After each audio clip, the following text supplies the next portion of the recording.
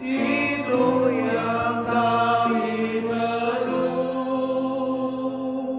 Sudah menetes berkatmu, biar tercurah penuh. Ayat 2. Hujan tetap tercurah, hidup kembali segar di atas bukit dan jurang. Bunyi derap terdengar, hujan berkatu, itu yang kami perlu. Sudah menetes berkatmu.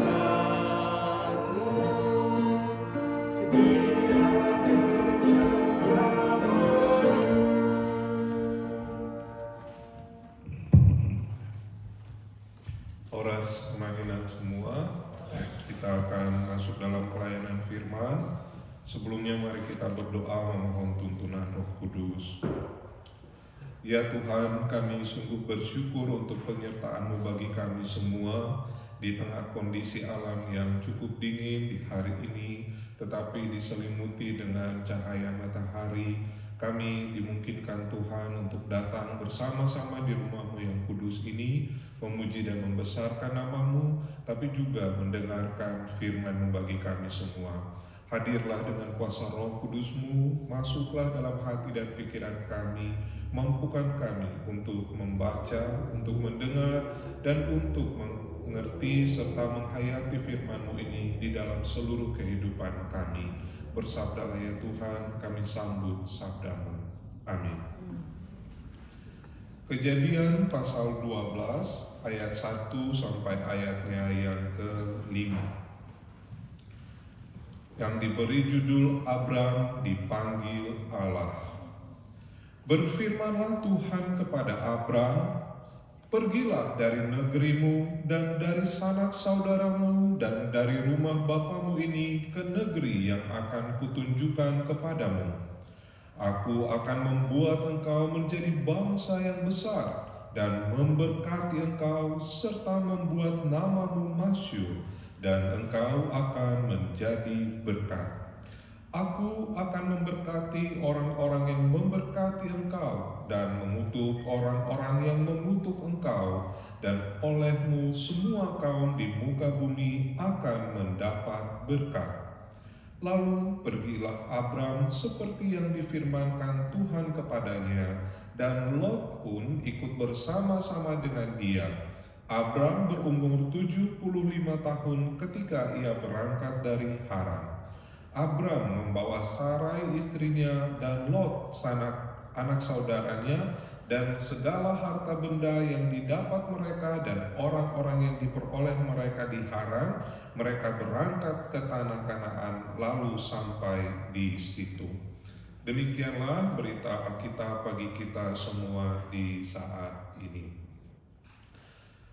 Inang aman yang Tuhan Yesus kasihi, saya rasa kita semua sangat akrab ya dengan cerita Abram dipanggil. Ini bukan suatu cerita yang baru atau jarang kita dengarkan, tetapi yang sudah sering kita dengarkan sekali.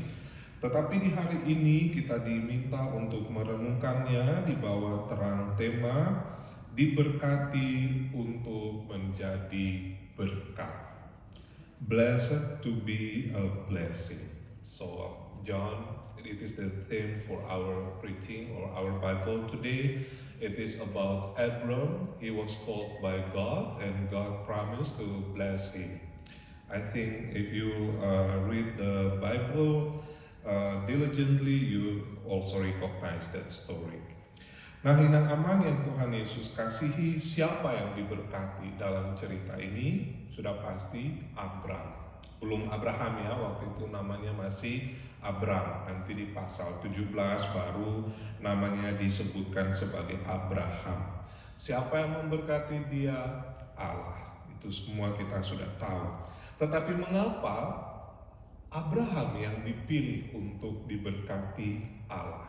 Nah, kalau kita membaca dalam cerita hari ini tidak jelas kenapa sih Allah memilih Abraham. Mengapa bukan Lot? Mengapa bukan Terah yang sudah meninggal sebelumnya? Mengapa bukan yang lainnya, tetapi justru Abraham? Nah, kita kalau membaca dalam sejarah Abrahamistik, kita tidak menemukan secara literer atau secara tekstual di mana ya Allah mau memilih Abraham karena ada karakter tertentu. Tidak.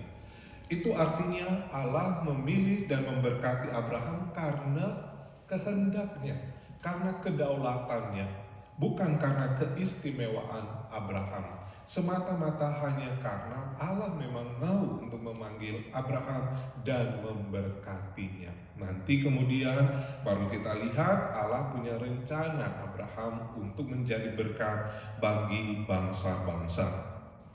Nah, inang amang yang Tuhan Yesus kasihi, kalau kita cermati ayat 1 tadi sudah disebutkan bahwa Allah memanggil Abraham untuk pergi dari negerimu, dari sanak saudaramu, dan dari rumah bapamu. Apa yang mau ditekankan di situ? Bahwa Abraham, tentu kalau kita belajar ya, orang yang hidup di negerinya, hidup di kalangan sanak saudara pada masa itu, dan di rumah Bapa itu sebenarnya adalah lambang comfort zone. Jadi mereka sudah nyaman tinggal di situ bersama dengan masyarakat, sudah bercocok tanam. Apalagi kalau masyarakat nomaden ya, kalau dia sudah di satu tempat itu dia sudah mulai merasa nyaman dan menghasilkan, dia kemungkinan akan memilih untuk tinggal di situ. Tapi di sini Tuhan bilang kepada dia, tinggalkan semua itu. Nah, kalau yang nyaman itu ditinggalkan, terus dibilang nanti kamu pergi ke tempat yang lebih nyaman lagi, mungkin orang akan mau pergi.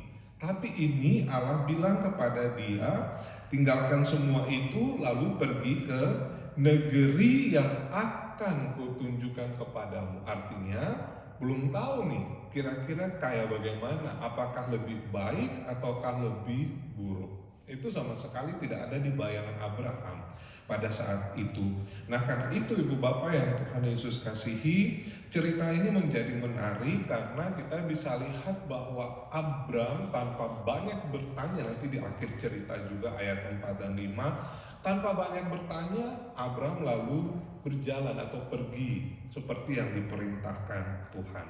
Ini satu hal yang menarik bahwa sebelum Tuhan menyampaikan berkat-Nya kepada Abram, Tuhan mengajak dia meninggalkan semua kenyamanan dunia, leaving his comfort zone. Nah, untuk bisa masuk kepada janji berkat Allah. Nah, inang amang yang Tuhan Yesus kasihi, ajakan seperti itu kita hanya bisa respon dengan iman. Mungkin ceritanya agak berbeda dengan kita ya.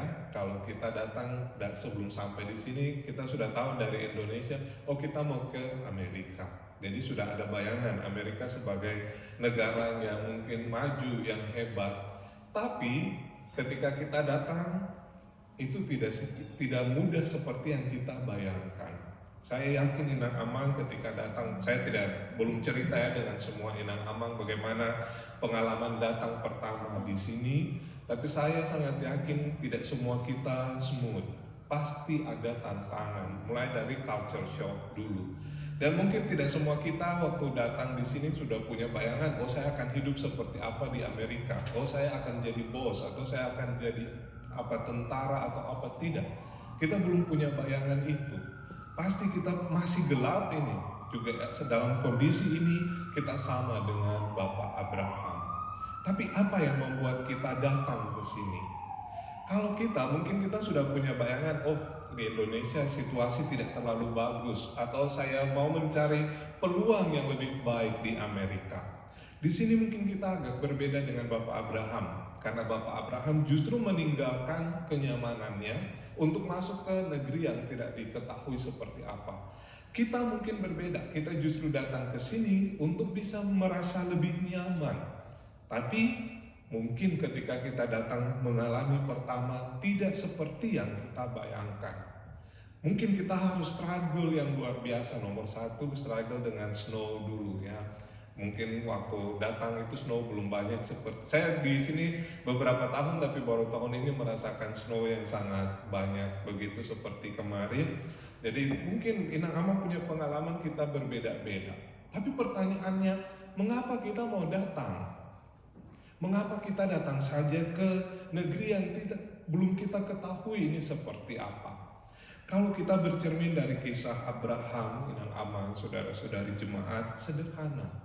Karena yakin bahwa Tuhan juga ada di sana menyertai. Dan itulah yang membuat kita juga datang ke sini, Inang Amang. Saya yakin kita pasti waktu datang, kita juga yakin Tuhan tidak akan membiarkan kita berjalan sendiri. Karena itu kita bisa tetap survive sampai di hari ini. Nah, Amang yang Tuhan Yesus kasihi, begitu juga Bapak Abraham ketika pergi meninggalkan segala comfort zone-nya untuk masuk ke suatu negeri yang sama sekali unknown, sama sekali dia tidak ketahui itu seperti apa. Lalu Inang Amang yang Tuhan Yesus kasihi, kita baca di dalam cerita ini bahwa tantangan yang dihadapi itu berupa ketidaktahuan ini, uncertainty, sesuatu yang tidak diketahui ini seperti apa. Tetapi tantangan itu disertai juga dengan blessing. Jadi ini suatu hal yang menarik, Inang Amang yang Tuhan Yesus kasihi, bahwa kadang sebelum Tuhan menyampaikan berkat-Nya, ada suatu challenge, ada satu tantangan sebelum Tuhan menyampaikan berkat-Nya. Dan di balik berkat-Nya itu atau janji berkat-Nya itu kadang unreasonable.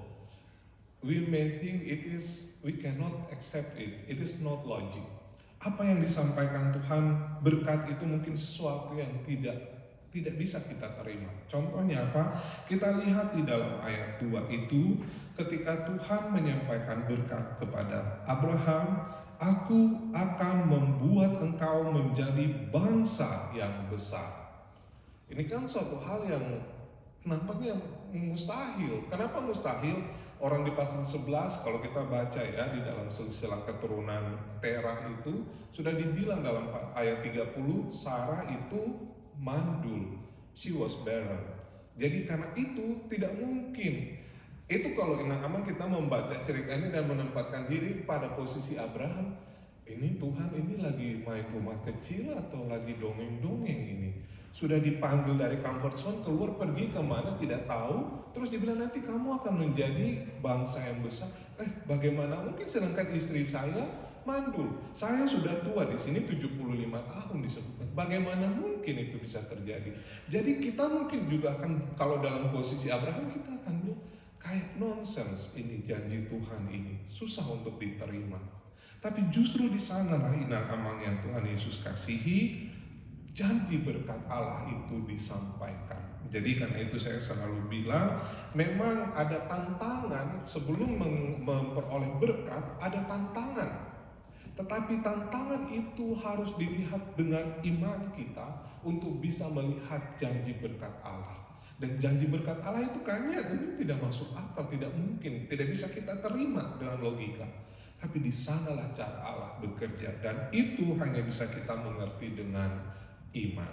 Makanya saya selalu bilang Inang Amang, kita harus bersyukur ketika kita mendapat tantangan.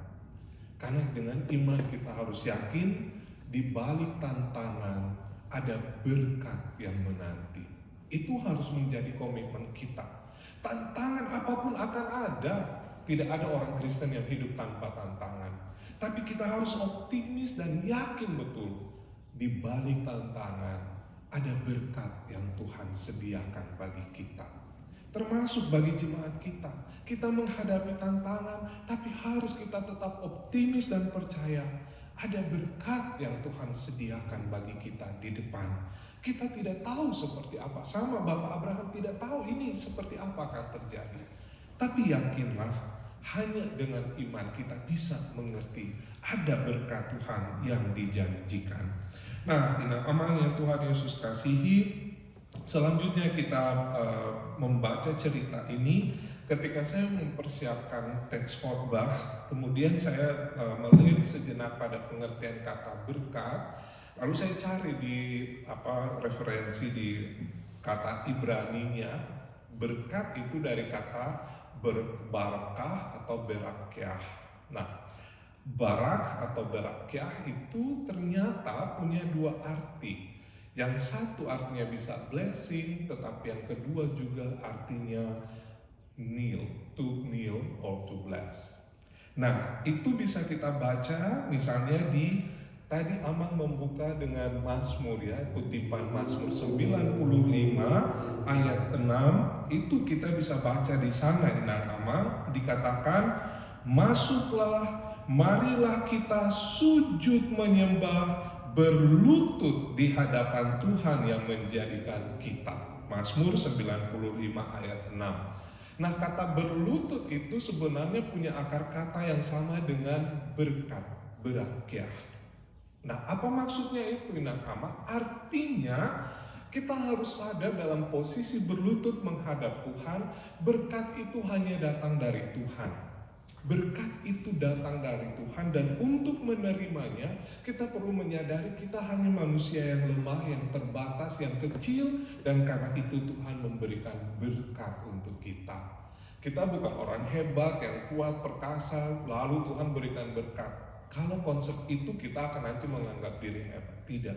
Justru Alkitab memakai istilah yang sama dengan berlutut untuk mengatakan orang yang menerima berkat penting sekali untuk merendahkan diri di hadapan Tuhan.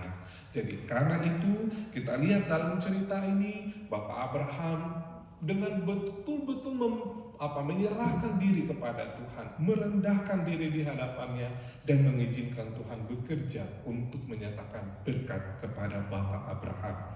Nah, Inang Amang yang Tuhan Yesus kasihi, kita perlu juga ingat bahwa berkat itu selalu berkaitan dengan segala hal yang baik, wealth, health, and whatever good things. Karena itu kita selalu ingat semuanya itu datang dari Allah. Nah, kalau kita baca di ayat yang kedua itu lalu dikatakan, dan engkau akan menjadi berkat. Disinilah tema kita tadi bilang, blessed to be a blessing. Diberkati untuk menjadi berkat. Jadi Tuhan memberikan berkat bagi kita itu juga ada misinya. So there is a mission behind the blessing. Ketika Allah sudah memberikan berkat, ada misi untuk kita. Apa misi kita? Untuk menjadi berkat bagi orang lain. Karena itu berkat dari Tuhan bukan untuk kita tutup sendiri bagi kita, tapi kita membuka tangan dan berbagi dengan semua orang. Nah, berbagi itu tidak harus materi ya, Inang Amang. Kadang orang berpikir nanti tunggu saya udah jadi orang hebat, udah punya banyak duit, baru saya bisa menjadi berkat. Padahal kita menjadi berkat justru dari setiap eksistensi kita, dari setiap posisi kita, dari setiap kondisi kita bisa menjadi berkat. Contoh sederhana, kita menjadi pekerja yang baik. Saya selalu bilang di Amerika ini kan kerja babysitter itu di mana-mana ya. Babysit itu punya suatu posisi yang penting, sangat strategis untuk masa depan Amerika. Karena kalau babysit ini salah menanamkan atau salah treatment kepada anak-anak, itu mempengaruhi masa depan mereka, mempengaruhi masa depan Amerika.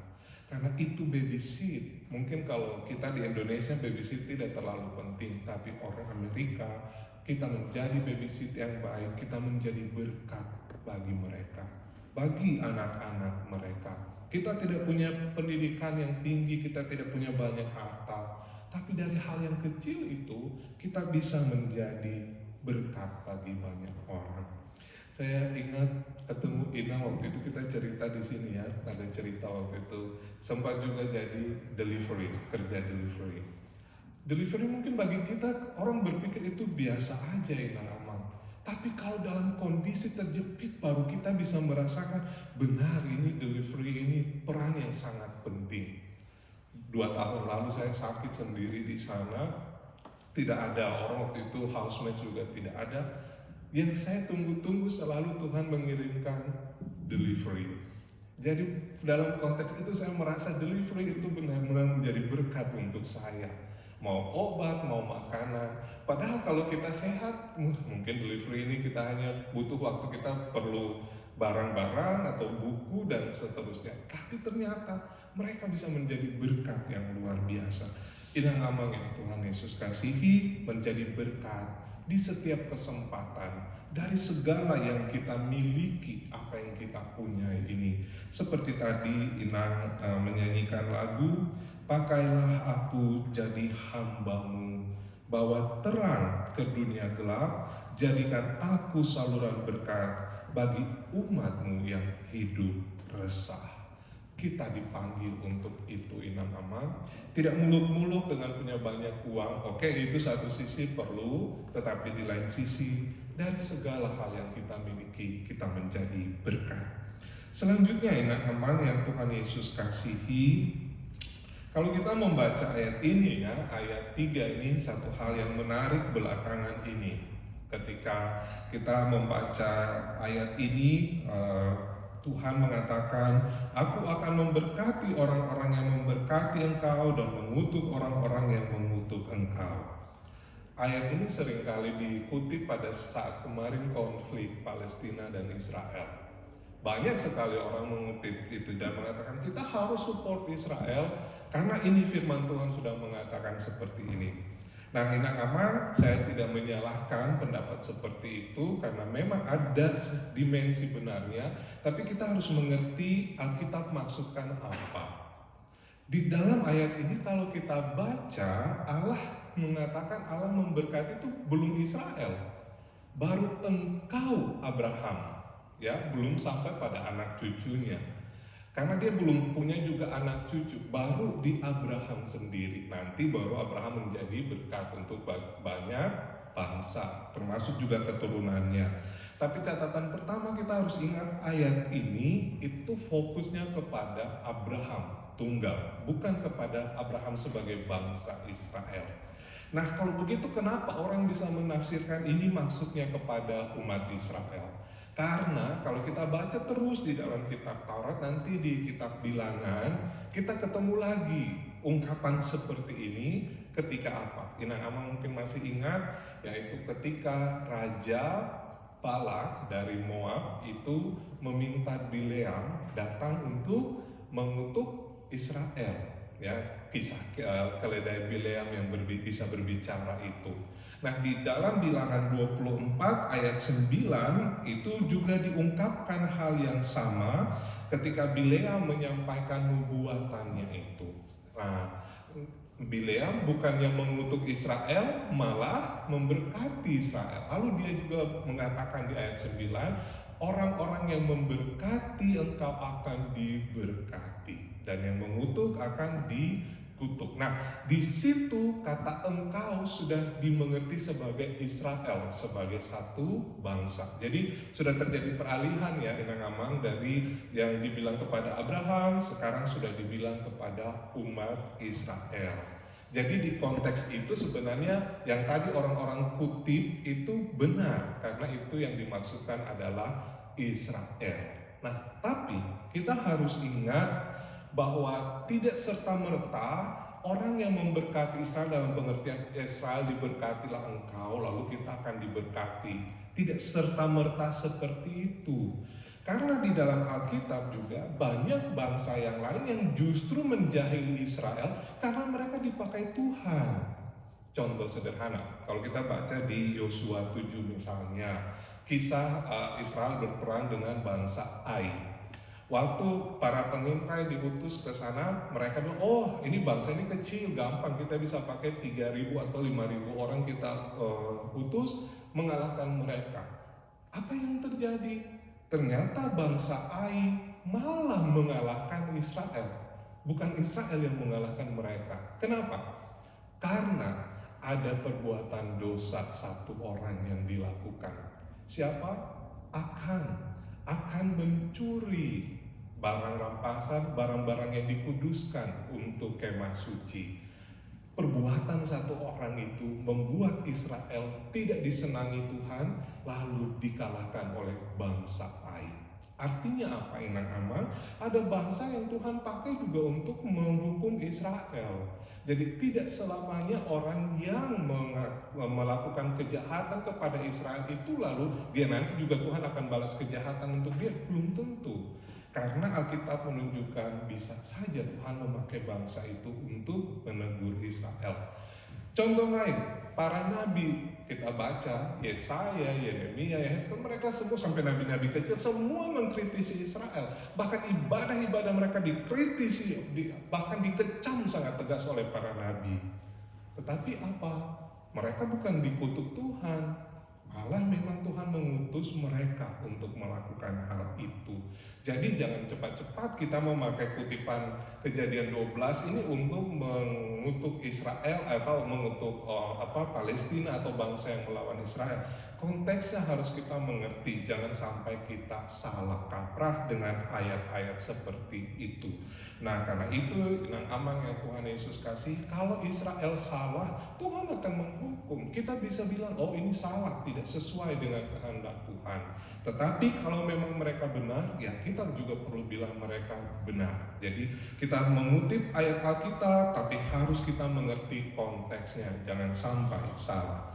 Nah, Inang Amang yang Tuhan Yesus kasihi lebih lanjut, kalau kita baca di dalam Perjanjian Baru, sebenarnya dibilang Bapak Abraham menjadi berkat bagi banyak bangsa itu dipahami dia terwujud di dalam diri Yesus Kristus yang menjadi berkat bagi semua orang melalui keselamatan yang ditawarkan kepada dunia ini. Bukan hanya kepada orang Israel, tapi kepada dunia ini.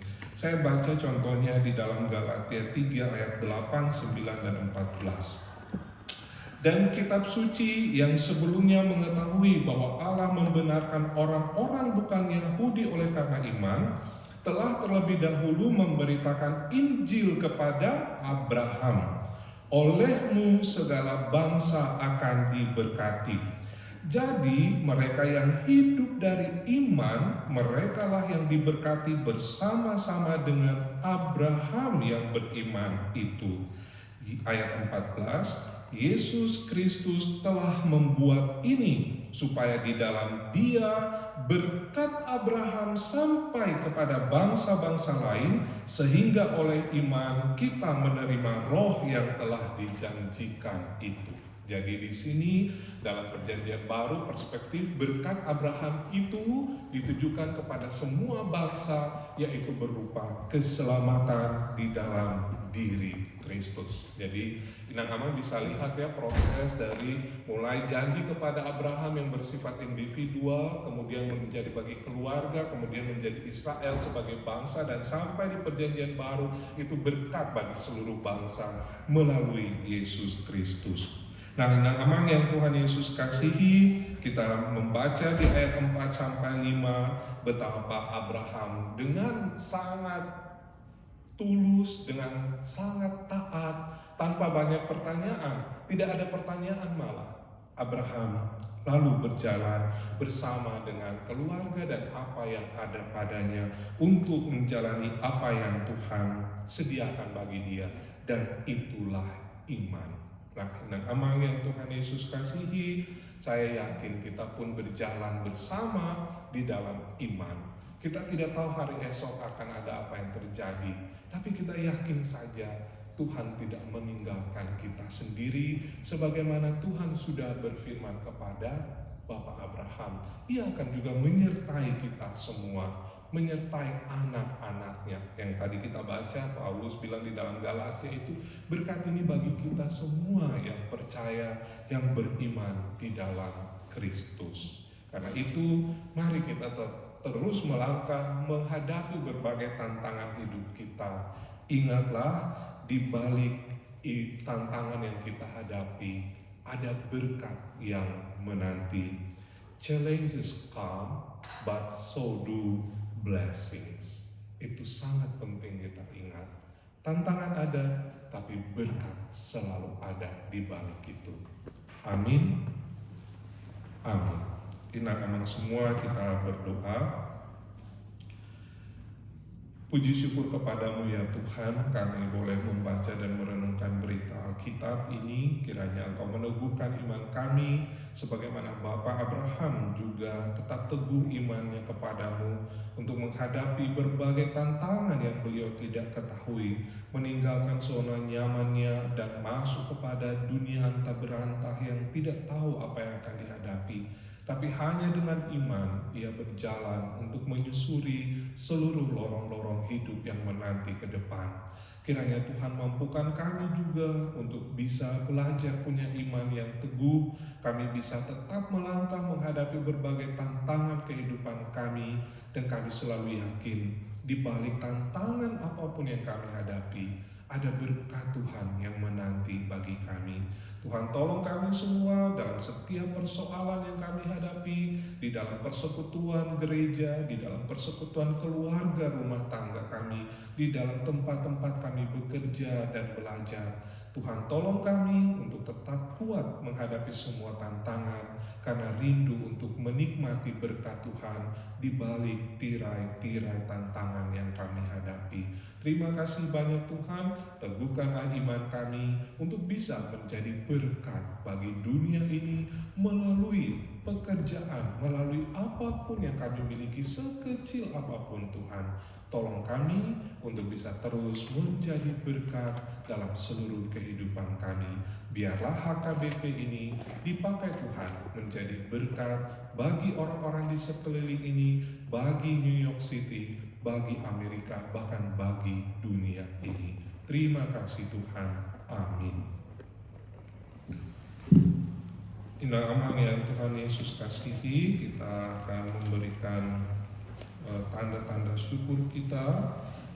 Kita menyanyikan buku nyanyian 792.